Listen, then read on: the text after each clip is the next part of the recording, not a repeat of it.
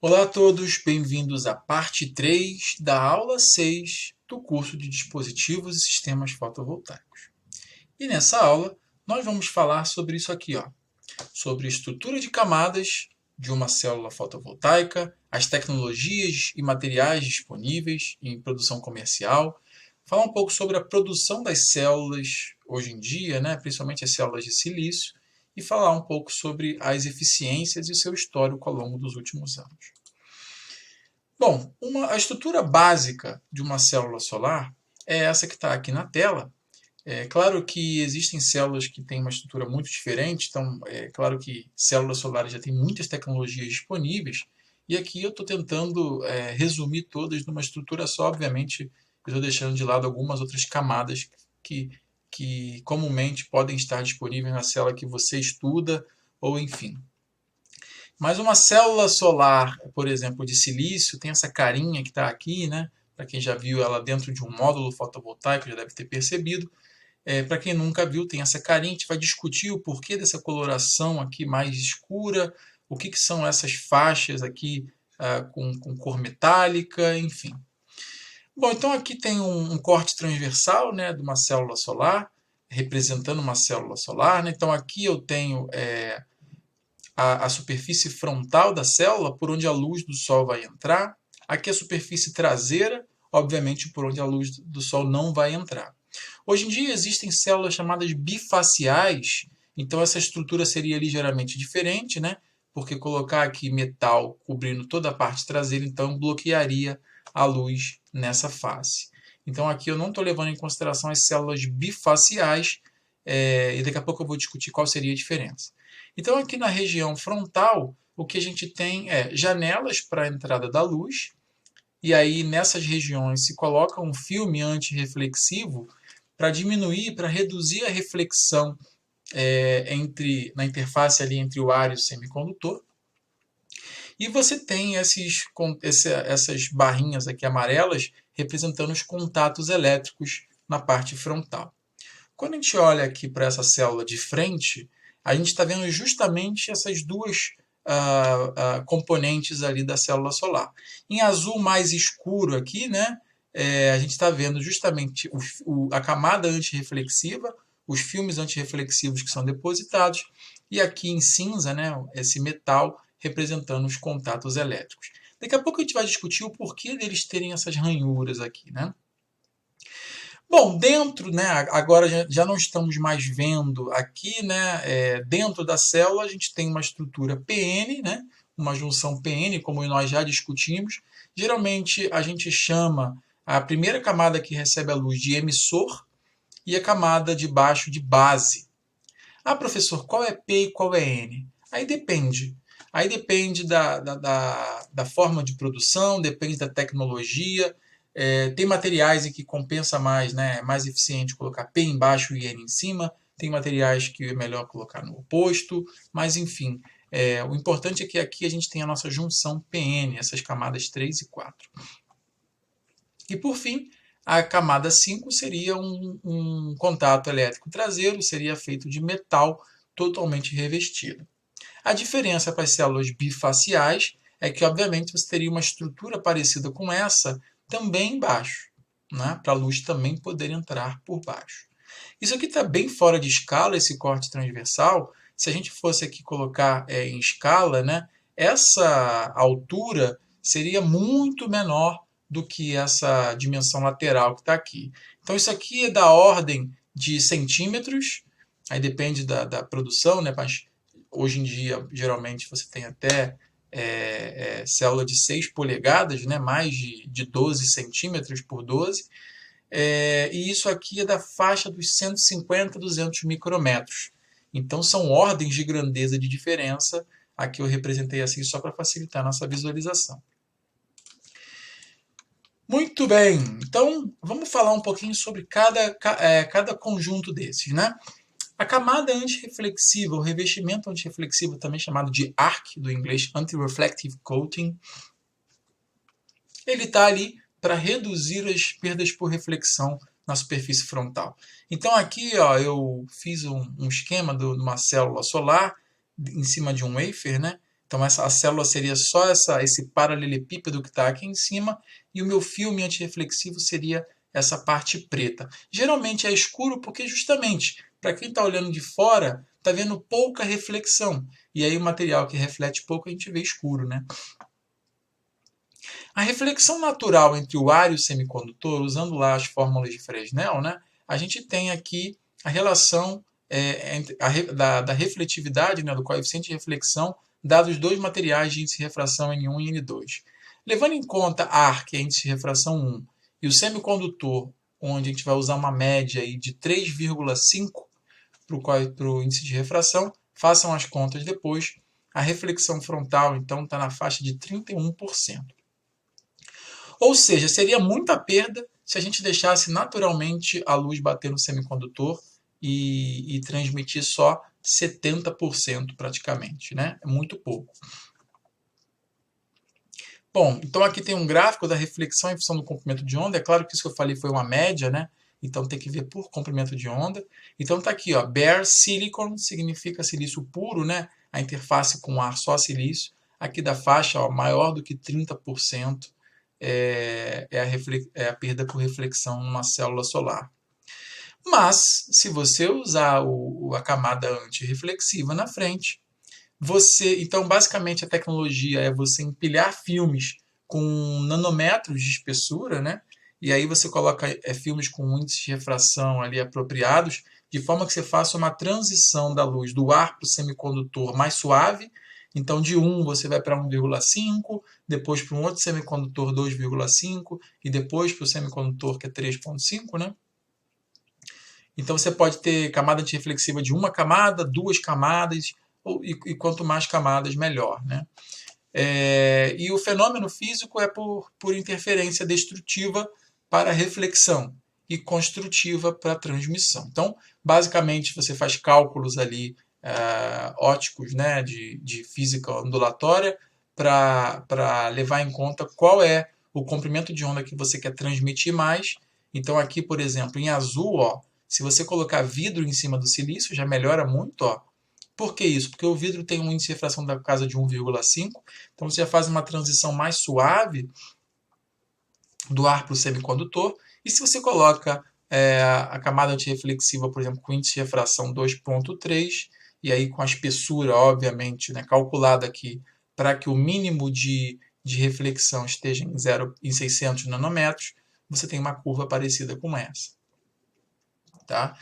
E aí, olha, você acaba ficando, ó, olha que interessante, essa curva verde, a maior parte dos comprimentos de onda úteis para o silício acabam ficando abaixo de 10% de perda. Então, colocar camada antirreflexiva na célula é uma forma de evitar as perdas ópticas. Tem uma outra tecnologia também, além de filmes finos, né? A tecnologia de fazer pirâmides, né? De texturizar a superfície.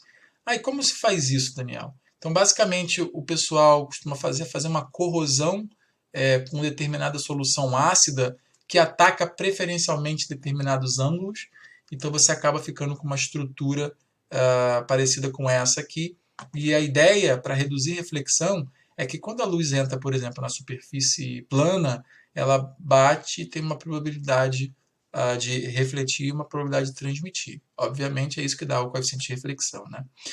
Quando você pega uma superfície texturizada, a luz que entra aqui, ela vai sofrer um desvio para cá, obviamente uma parcela já transmitiu, e ela vai ter uma segunda oportunidade de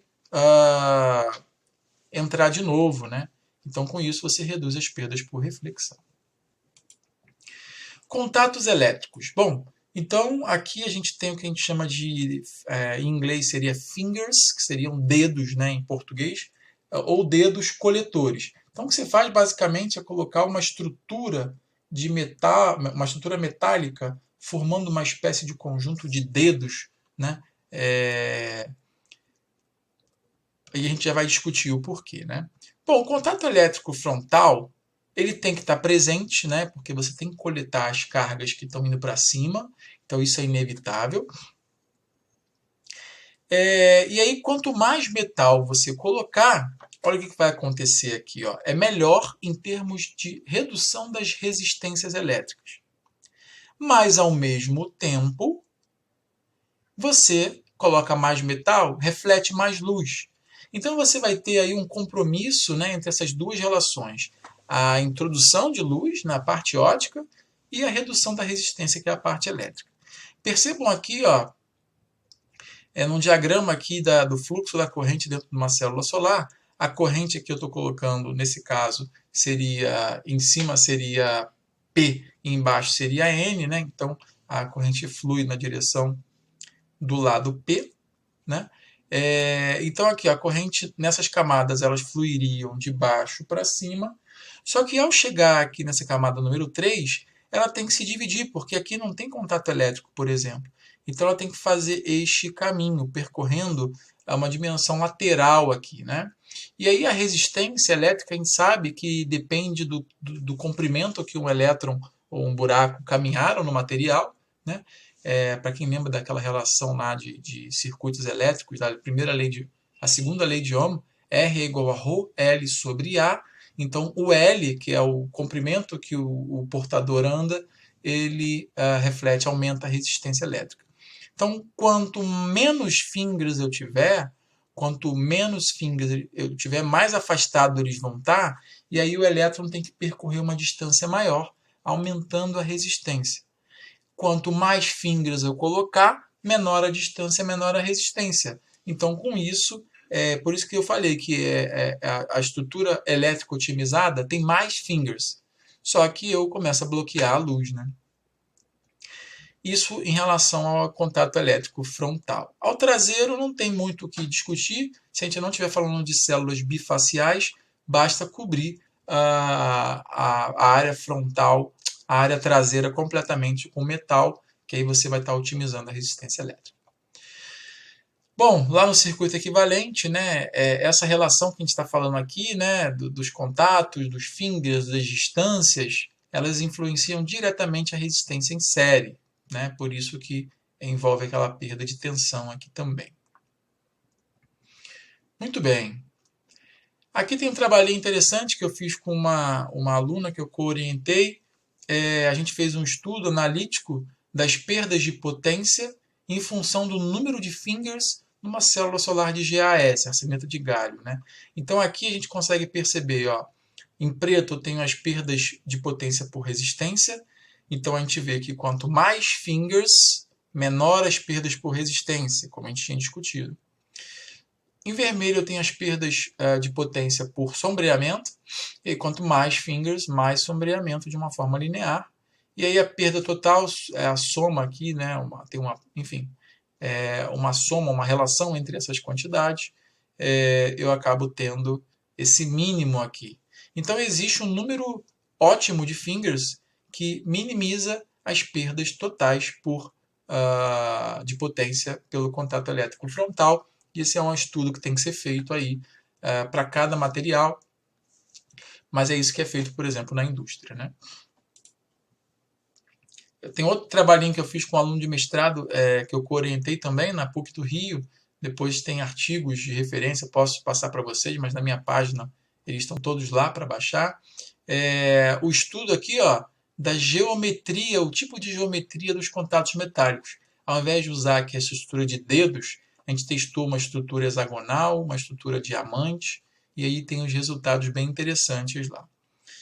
E a gente encontrou, inclusive, algumas referências interessantes onde o pesquisador deixou livre para o metal encontrar o melhor caminho, e aí é interessante as estruturas que foram formadas aqui para reduzir a resistência elétrica e aumentar a potência ótica injetada.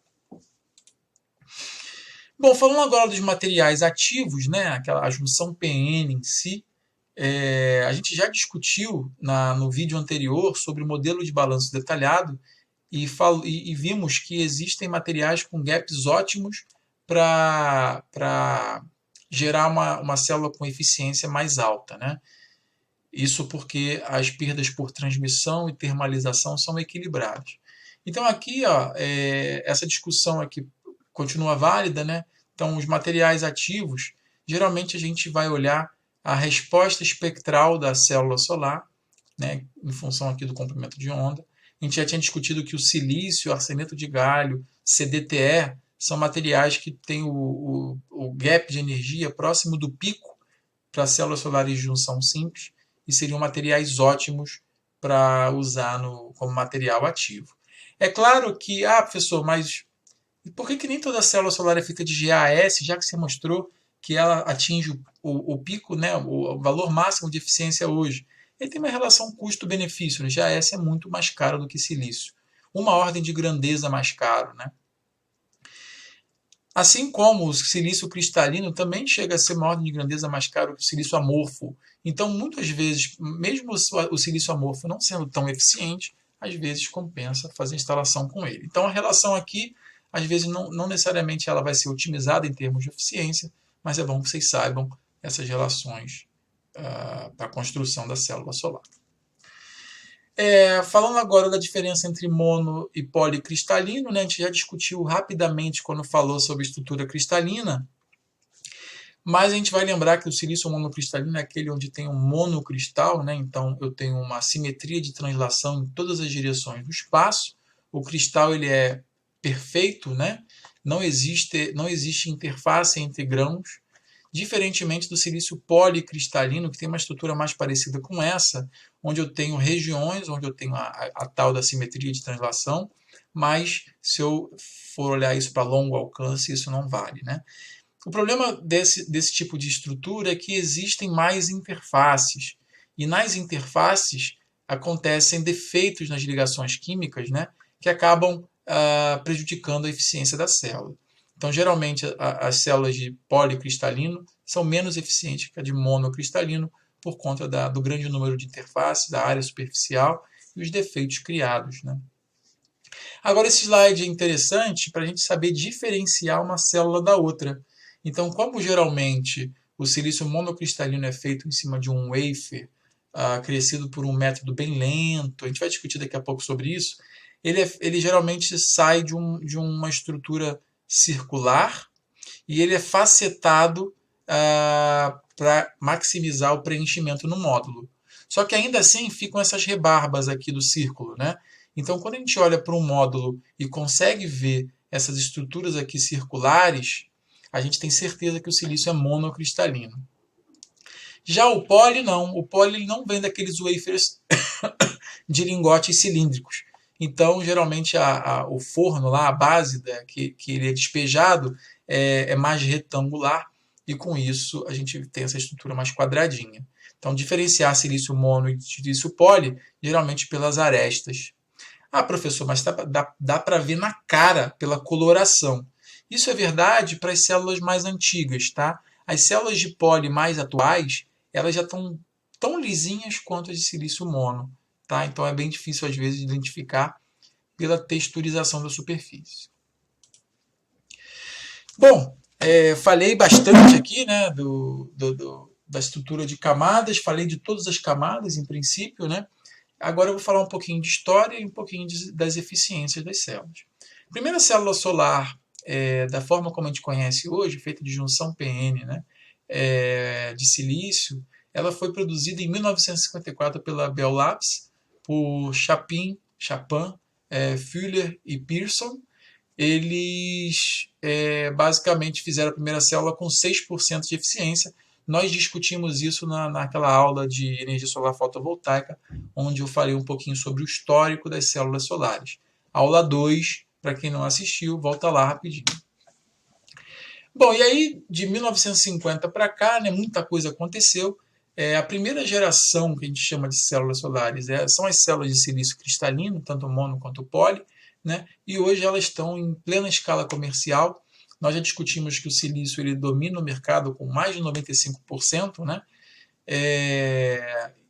Um dos fatores é que o desenvolvimento dele vem acontecendo há mais tempo, e tem outro fator também mercadológico que, enfim, a gente não vai discutir aqui, a gente já falou um pouco sobre isso. As células de segunda geração, elas vieram para baratear o custo. Professor, mas o silício é muito barato. Isso é verdade. A questão é que fazer silício no grau solar, né, o grau de cristalinidade e o grau de pureza que você tem que ter, fazem com que o processo de produção fique um pouco mais caro. Então, essas células de filmes finos, né, essa segunda geração, ela está num estágio comercial não tão inicial assim, né, é porque, infelizmente, o silício domina o mercado majoritariamente, mas ela já tem mais de 20, 30 anos também de produção. E aí a gente tem silício amorfo, silício microcristalino, telurito de cádmio, seleneto de cobre índio, seleneto de cobre índio de galho, além de outros. A segunda geração, né, então eles são mais baratos, mas a eficiência é mais baixa também. A ideia de fazer células com filmes finos vem do fato de que esses materiais eles absorvem a radiação de forma mais intensa, né? Lembra, semicondutor do gap direto, que a gente já discutiu, não no caso do silício amorfo, né? Nem no microcristalino, mas CDTE, CIS, SIGS, são gaps direto, você consegue fazer as células com uma espessura mais baixa. Uma vantagem dessas células também é que você consegue, por elas serem de filmes finos, vocês conseguem, é possível encontrar ela no formato flexível, tá? E aí, às vezes, uma aplicação ali, né, onde você tenha umas curvas, elas são mais apropriadas. A terceira geração ela é caracterizada por atingir altas eficiências. Bom, minto. Ela é caracterizada por atingir uma determinada potência por watt, e aí isso pode acontecer pelo fato da célula ter uma eficiência muito alta ou pelo fato da célula ter um custo muito baixo. Então a gente vai ver vários conceitos dentro da terceira geração, né? Células orgânicas, células sensibilizadas por corante, as perovskitas, né, que são um boom atual, as células solares de múltipla junção, células solares de banda intermediária, de portadores quentes e por aí vai. No próximo vídeo eu vou falar só sobre novas tecnologias, aí eu vou atualizar um pouco mais esse slide que está aqui com novas tecnologias. Muito bem, agora vamos finalmente falar da produção de células fotovoltaicas, que eu sei que é uma curiosidade que muitos têm.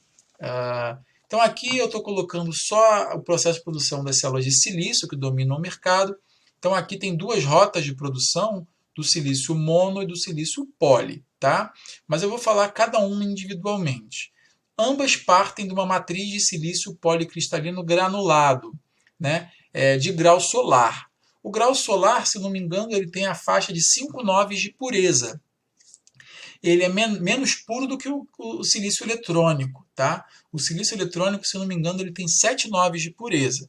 Quando a gente fala tantos noves, por exemplo, 5 noves, é 99,999% de silício e somente 0,001% de impurezas. Ou seja, 0,001 mil, 10 partes por milhão. Tá? Então, você parte desse silício ultra puro, né? E aí vai para um dos dois processos. Então, vamos olhar primeiro o monocristalino. Esse silício ele é derretido, né, num forno aqui, enfim, numa estrutura onde ele é aquecido por radiofrequência. E o que interessa é que ele é um banho líquido, e aí geralmente é feito o método Kozlowski, né? O método Kozlowski é o seguinte, você tem que ir resfriando lentamente esse líquido para que ele se torne sólido. E como se faz isso? Geralmente você pega uma vareta, vou representar aqui com um lápis, né? Então você tem aqui o seu forno, né? Você tem a sua vareta, a vareta obviamente é colocada no forno. Na ponta dessa vareta você tem aqui um cristalzinho de silício que vai servir como semente, que vai a partir da qual os átomos vão se agregar para formar o bloco sólido. Então você vai rodando esse lápis, essa vareta, e vai retirando lentamente essa estrutura do líquido. Conforme você vai fazendo isso, o silício vai se agregando nessa semente e formando esse cilindro de silício sólido, também chamado de lingote, né? Aqui ainda no formato cilíndrico. Tá? Bom, ele sai daqui monocristalino já, e aí ele vai para aqueles cortes que eu falei, né? As rebarbas laterais, ele tira para caber mais células no módulo. Então, aqui, a partir desse momento, ele passa a ser um lingote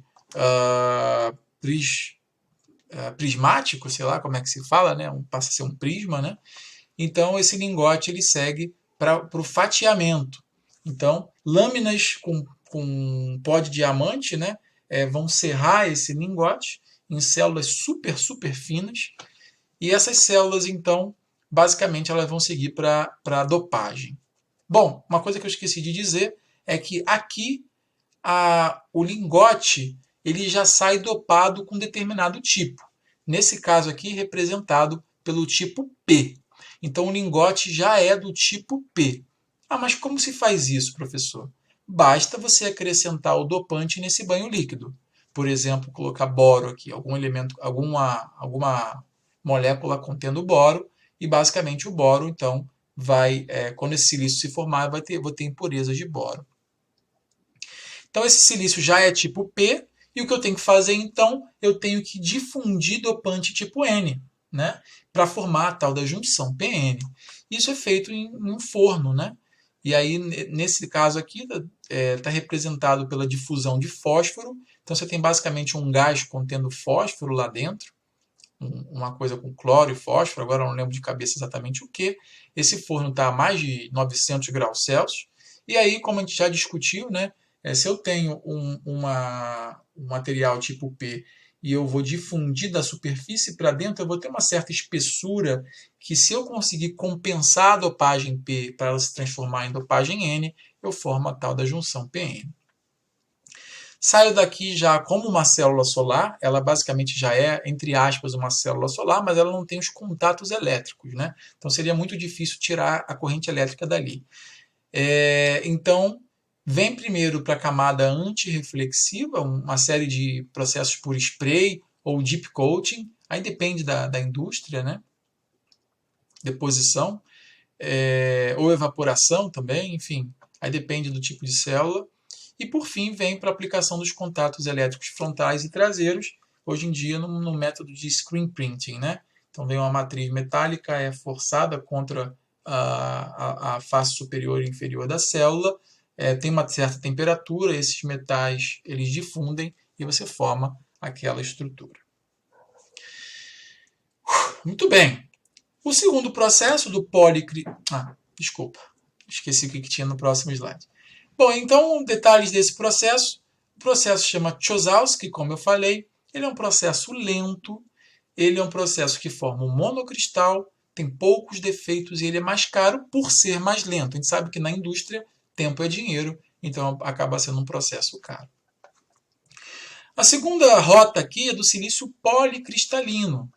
E aí eu vou ser um pouco mais rápido, né, porque eu já expliquei muitos detalhes do outro, e até aqui, depois daqui é tudo igual. Então você tem o silício em grãos, colocado aqui num forno também, onde você tem um banho líquido, só que a solidificação desse silício não é tão lenta quanto no Kozlowski. Você basicamente faz um método de solidificação rápida. E aí, ó, aqui a cuba, né, que está contendo aqui esse líquido, e depois, obviamente, o sólido, ela já tem aquele formato de paralelepípedo, então não preciso me preocupar depois em cortar o lingote bonitinho. Aquelas rebarbas não acabam não sobrando, né? Então você faz um corte dos lingotes do tamanho ideal, cada fábrica vai ter o tamanho de célula lá. O lingote sai daquele formato lá, um formato de prisma, e aí segue o processo natural que eu já tinha discutido antes. Aqui o lingote sai do tipo P, da mesma forma que a gente discutiu antes, e aí a difusão de fósforo faz a tal da junção PN. Detalhes desse processo, ele é rápido, ele forma policristal ou multicristal, com defeitos associados, e ele é mais barato. Bom, então estão aí as duas rotas novamente, né? Aqui tem a comparação, e aí só trouxe aqui como novidade que filmes finos também já estão em etapa comercial, né? Mas o processo é bem diferente desses, tá? O processo é bem diferente, a não ser aqui na aplicação da camada antirreflexo, contatos elétricos, mas os métodos de formar a junção PN geralmente são por deposição em cima de um substrato. Você pode ter vidro, muitas vezes você tem vidro, e você vai depositando, seja por sputtering, screen printing, PECVD, e por aí vai. Vários métodos, né? Spray coating, onde você vai depositando os seus materiais e você já vai formando a junção PN, porque quando você já injeta o material para depositar, ele já tem ali os dopantes na estrutura. Tá? Muito bem. Então, atualizei há pouco tempo aqui as eficiências recorde, né, das células solares das tecnologias mais avançadas que estão aí. Essa é a versão 55 da tabela de eficiência de células solares. Todo ano a revista Progress in Photovoltaics atualiza os maiores valores de eficiência obtidos para cada tipo de tecnologia. Aconselho fortemente que vocês vejam. Essa versão 55 está gratuita, a versão está aberta lá, o artigo, então basta jogar essa pesquisa lá no Google. Eu também vou botar a referência lá na minha página. Então aqui, ó, células solares do tipo cristalino, silício, mono e poli, GaS, né? Então aqui tem a VOC, olha a VOC do silício, da casa dos 0,7, que a gente já tinha discutido isso, né? O GaS da casa de 1,1. Tá? Lembrando que o silício tem um gap de 1,1, uma redução aqui então de 0,4, e o GaS tem um gap de 1,4, uma redução aqui de 0,3. Né? A corrente de curto-circuito da casa dos 40 para o silício, da casa dos 30 para o GaS, olha que interessante. VOC maior, corrente menor. VOC menor, corrente maior. Lembra da influência do gap do material nas figuras de mérito? Nós já discutimos isso. O fill factor tem a ver com o processo de produção, daquele fato das resistências parasíticas não atrapalharem, né? Então, bons fill factor estão na casa dos 80% a 90%. Bom, então aqui estão as eficiências recorde. Silício, quase 27%, muito alto, né? Professor, mas os módulos comerciais não têm essa eficiência. Não, isso aqui é eficiência recorde em laboratório. Quando você vai converter isso para o módulo, passar para a indústria, né, para o processo de produção da indústria, a eficiência cai um pouco. Mas você já compra hoje, eu comprei no Mercado Livre célula solar de 20% de eficiência. Tá? Célula, não módulo. Daí no módulo você vai encontrar no mercado a 17, 18, 19, se eu não me engano já tem módulos de 20 também. Silício poli em laboratório 23,2, a gente percebe aqui a queda na VOC, ó, isso tem a ver com o fato de ter mais recombinação, tá? E o GaS é a maior eficiência de todas aqui para célula solar de junção simples, 29,1. Filmes finos, SIGS, 23 e 35%, já está ali batendo, né, quase com silício. CDTE, 21%. Silício amorfo, bem baixo, gente, 10%. Tá? E a célula orgânica, que não é tão novidade assim, 13%, e a célula do momento, né, da moda aí, recente, 2020, as perovskitas, né, com eficiência da casa dos 21%, uma VOC altíssima de 1,2 quase. Né? Bom, apesar dessa eficiência alta e baixo custo, a gente vai discutir daqui a pouco a perovskita e a célula orgânica, elas têm problema de estabilidade. Tá? Então, apesar da eficiência alta e do baixo custo, infelizmente ainda não são aplicáveis a nível comercial. Bom, e por fim aqui, né, esse gráfico é um gráfico muito interessante, publicado pelo Laboratório de Energias Renováveis dos Estados Unidos, onde ele dá um histórico de eficiência ao longo, isso é um histórico, né, ao longo do tempo, de várias tecnologias. Aconselho fortemente que vocês estudem esse gráfico, vejam a evolução das tecnologias. Em azul aqui está o silício, né, atingindo os 27,6 que a gente discutiu. Desculpa, 26,7, né, sem concentração. 27,6 é com concentração. O arseneto de galho, que aqui está em roxinho, ó, aparecendo aqui com 29,1, como nós discutimos.